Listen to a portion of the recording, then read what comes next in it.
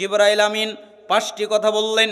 এই হাদিসকে বলা হয় জিবরাইলের নসিহাত। জিবরাইল আমিন বললেন, এক, যতদিন খুশি আপনি জীবন যাপন করেন, সবাইকে বলছি, এক, যতদিন খুশি আপনি জীবন যাপন করেন, কিন্তু মনে রাখবেন আপনি মৃত্যুবরণ করবেন, আপনি মারা যাবেন। দুই, যার সাথে খুশি আপনি বন্ধুত্ব করেন, আপনি টাকা পয়সাকে বন্ধু বানান, বাড়ি গাড়িকে বন্ধু বানান, কোন পুরুষ নারীকে বন্ধু বানান, কিন্তু মনে রাখেন আপনাকে একাই কবরে যেতে হবে, কেউ আপনার সাথে কবরে যাবে না। তিন, আপনি যে কোনো কাজ ইচ্ছা করলে করতে পারেন, স্বাধীনতা আছে।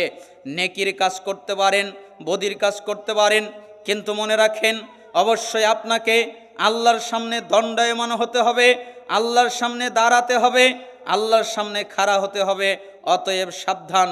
চার, আপনি যদি সম্মান চান, আল্লাহ তাআলা আমাকে সম্মানিত করুক, আল্লাহ তাআলা আমাকে সম্মান দিক, তাহলে আপনি রাতে তাহাজ্জুদ সালাত আদায় করবেন।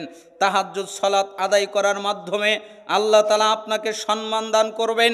পাঁচ, আপনি যদি ইজ্জত চান, আল্লাহ তাআলা আমাকে ইজ্জত দান করুক, তাহলে মানুষের কাছে কিছু চাইবেন না, আল্লাহর কাছে চাইবেন। আল্লাহ তাআলার কাছে চাওয়ার কারণে আল্লাহ তাআলা আপনাকে ইজ্জত দান করবেন। 5টা আমল করার চেষ্টা করবেন। মুস্তাদরিক হাকিম 7921 নম্বর হাদিস, সিলসিলা সহিহা 831 নম্বর হাদিস, হাদিসের সনদ সহিহ। আল্লাহ সুবহানাহু ওয়া তাআলা আমাদেরকে এই হাদিসের উপরে আমল করার তৌফিক দান করুন।